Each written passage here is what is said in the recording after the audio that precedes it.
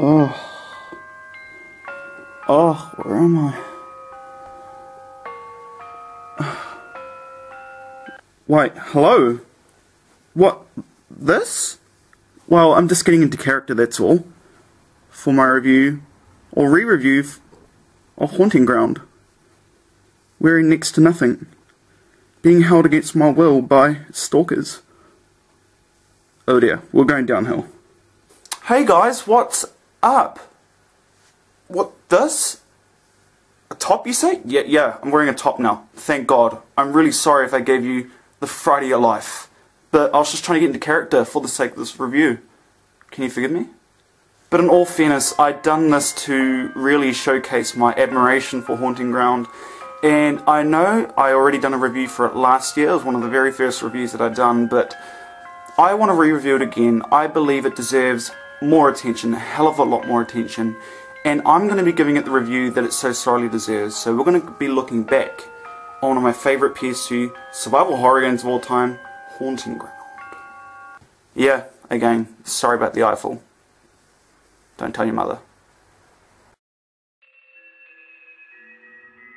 The story within Haunting Ground is really quite a unique and fascinating one, and one that only comes once in a lifetime, and it will really leave your head rattled, and it will linger within your subconscious, and it will often disturb you at times. What starts off rather typical at first, you have Fiona Belly, a young and hapless teenager who is involved in a near-fatal car crash which claims the life of both her mother and father. Seems rather typical, right? Wrong. Fiona next wakes up in a cage wearing almost nothing but a pure white silk sheet to maintain her, modesty. Clever work, Capcom. Fiona soon realises that she's been held captive in an eerie and macabre castle with its inhabitants taking quite a shine to their new visitor. Whether it be the monstrous childlike glutton Debilitas or the mechanical Demento Daniela, they all seem to be pursuing her for their own evil deeds unbeknownst to our helpless Fiona. Hell isn't too much of a stretch for her to describe the torment and abuse she endures within these dark walls.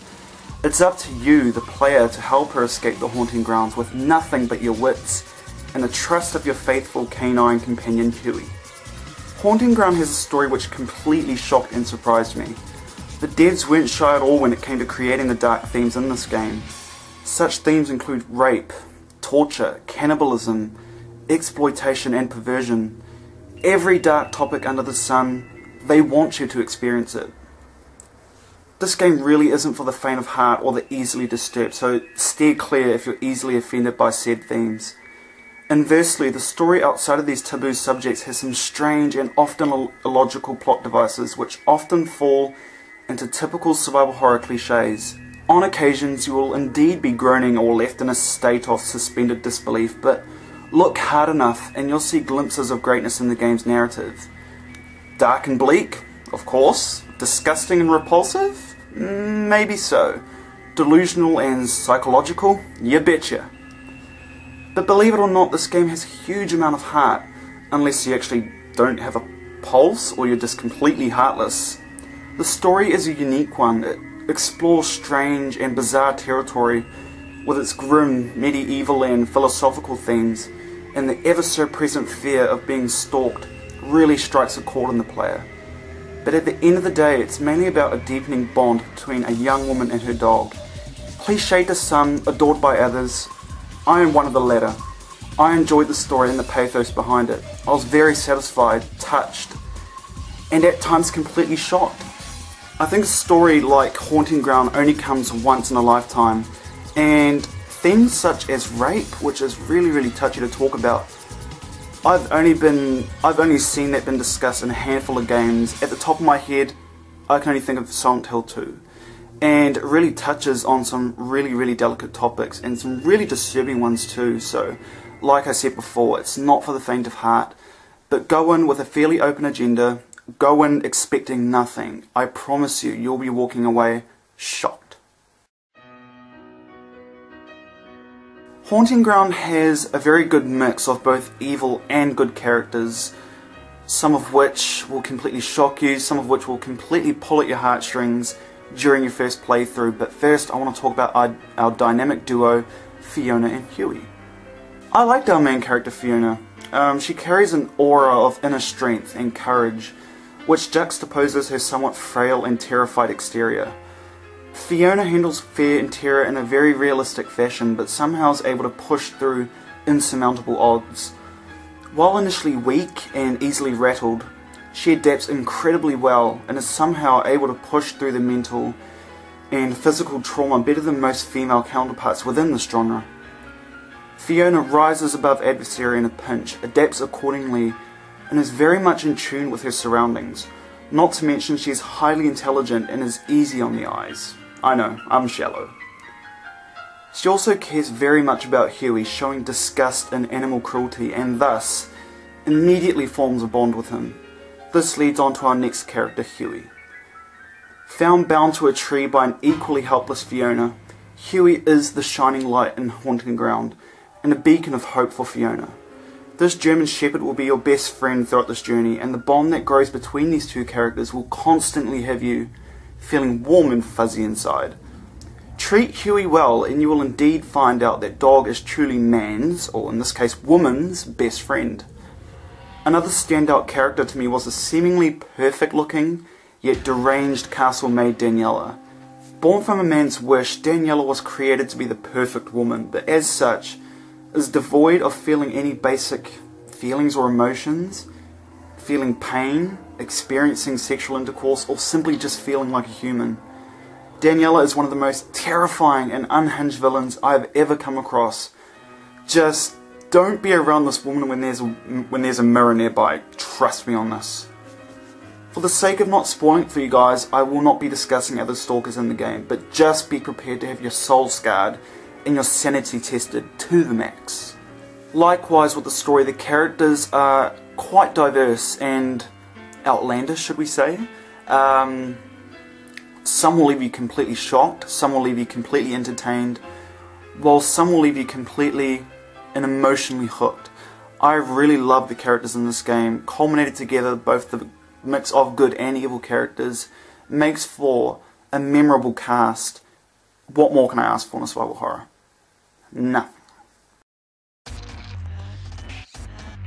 What I mostly loved about the gameplay was the fact that even though there were obvious limitations there when concerning PS2 hardware, it didn't show in its quality, it didn't show in its overall presentation, and I was very impressed and quite surprised with the gameplay and what mechanics they brought to the table.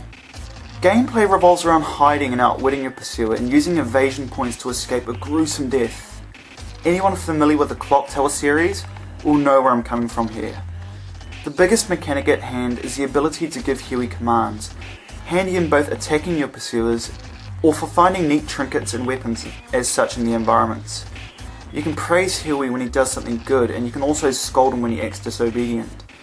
Bear in mind that treating Huey well is the key to survival in this game. Without him, you are basically helpless. Such commands can be issued using the right analog stick, so make sure to utilize and master these controls to win the heart of your faithful pooch. Aside from this wonderful mechanic, adapting to your surroundings and knowing where to use evasion spots are also equally important for your survival. Because Fiona is constantly on the run from stalkers, using your senses and intuition are crucial in this regard. Hiding and evasion are heavily emphasized instead of head-on combat, as the stalkers are pretty much near invincible. Makeshift weaponry such as magnesia and antimony powders are also attainable, but more so than often, you'll be relying a lot more on cunning than sheer brute force. On this topic, you'll often find medallions that come in different varieties. These can be refined using a machine via a slot machine type of minigame. I hate this minigame with a passion, and it seems more luck-based than skill-based, but this is your only other source of attaining weapons in the game apart from actually finding them. Learn to use and abuse this machine, my fellow gamers. Control and movement can sometimes be difficult and annoying at times. The camera uses semi-fixed camera angles and you'll often find yourself running in the completely opposite direction on occasions. But with all that aside, the camera work is smooth and should pose little problem to seasoned veterans of the survival horror genre. Another unique mechanic is when Fiona enters panic mode. When Fiona starts to panic, the screen starts to distort and the image becomes blurred, movement becomes difficult, and the control starts to vibrate in time with Fiona's heartbeat. Lose control completely and Fiona will start running frantically and leaves you wide open for the enemy to instantly kill you. I love this mechanic. It opens up the door to fear, and the resulting game over screen, if you fail, is truly horrific. So in essence, gameplay is a trip down memory lane. For survival horror purists, you will be in heaven when it comes to this game. But really, in all honesty, it depends on your flavour of survival horror. If you like all balls out on the wall gunplay, guns blazing, if you like that sort of survival horror, I don't think you'll find this game appealing or attractive. But for survival horror purists, it doesn't get any better than this. Haunting Ground was released, I believe, at the very end of its cycle in 2005, and because of that, because Resident Evil 4 was also released during this time, Haunting Ground went very much unnoticed, and it's a shame that people didn't get to pick up this title because the visuals in this game are truly unique and dark and foreboding, and goodness, it's truly something to behold. Haunting Ground possesses an ambience and a look like no other game. The atmosphere is menacing, dark and cloying. The castle looks like one big huge death chamber with strange devices and props littered throughout the environment. The accompanying colour palette is equally bleak and drained of any life. Opting for muted greys and ochres, it gives the game a unique visual identity, I feel. Everything looks foreboding yet almost dreamlike. The amount of details in this game and the sheer amount of rooms for you to explore is nothing short of exceptional. This also translates in the character models, textures and facial expressions. Fiona in particular is beautifully rendered. The way her face moves clearly illustrates emotions such as fear or compassion. Everything down to her mannerisms, gestures and body language are all very well done. Same thing can be said for Huey. I like the fact that they extensively studied how a dog actually behaves and looks, and this is very evident in his appearance and animations. Even by PS2 standards, this game still looks phenomenal. I would definitely recommend rendering the game in progressive scan at the very start of the game to get the crispest, clearest picture possible. It's dark, it's grotesquely attractive, and a first-class example of pushing the PS2 to its absolute visual limits. It's a work of art.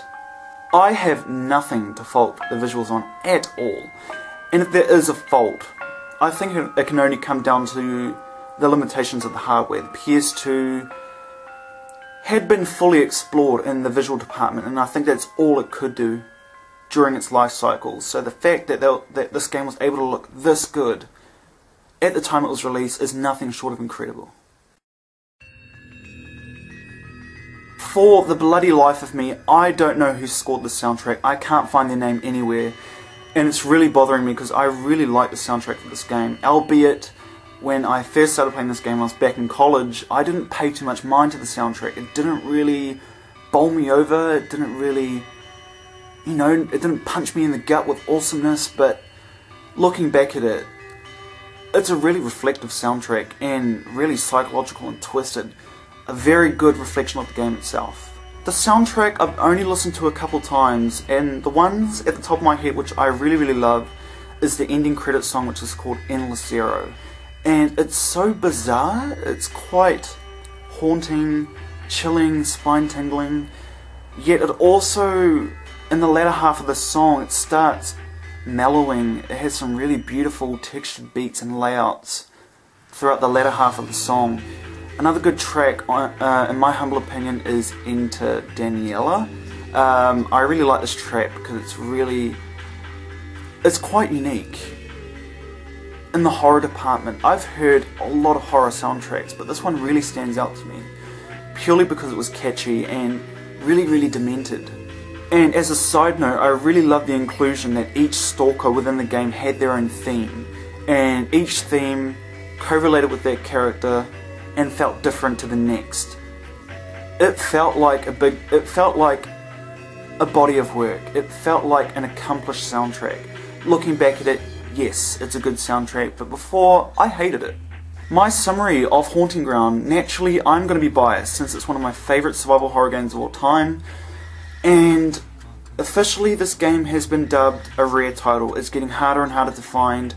Copies are going for astronomical prices, so I am really lucky that I got this game at the time that I did. So making a recommendation for other people to try this game out, absolutely, I would recommend this game. But in all honesty, it all depends on your type of survival horror taste. If you like balls out action, if you like having inventories just full of guns, grenades and what have you, I don't think Haunting Ground is for you. But if you're looking for something different, if you're looking for true to heart survival horror, being afraid, being stalked, using wits and your intelligence to survive, you'll definitely be at home within Haunting Ground, I feel. It's a shame that this game went largely unnoticed due to the success of Resident Evil 4. Don't get me wrong, I love Resident Evil 4, it's one of my favourite Resi titles. But it's such a shame that this game went unnoticed, and I don't find it hard to understand that this game now has a cult following. I don't find it hard to believe at all. So recommendations? Absolutely, but it depends on your taste in survival horror. But I can't recommend it enough. To me, it's one heck of a game.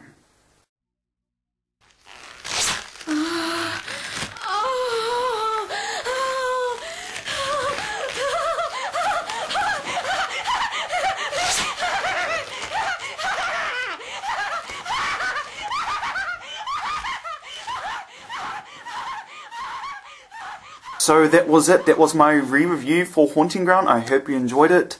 I wanted to do a re-review so badly now that I've finally got capturing devices where I can incorporate a lot more thought and detail into my reviews. I felt like Haunting Ground deserved the treatment. Do you guys feel like there are other games out there, specifically including older titles, which I missed out on, which bear mentioning in a review? I would love to know. Let me know how you guys feel.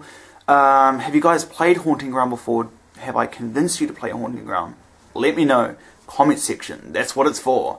So thank you very much for watching my review. I hope you enjoyed it, and I shall see you in my next video. Remember you soon.